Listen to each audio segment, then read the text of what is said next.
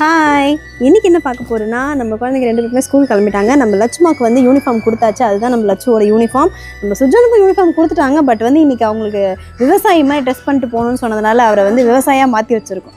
சரிப்பா, ஃபார்மராக மாற்றி வச்சுருக்கோம். அப்படியே வந்து உங்களுக்கு இன்றைக்கி என்ன ஸ்நாக்ஸ் அண்ட் லஞ்சுன்னு பார்த்துடலாமா? ஃபஸ்ட்டு வந்து கொஞ்சமாக வந்து பிளாக் கலர் கிரேப்ஸ்.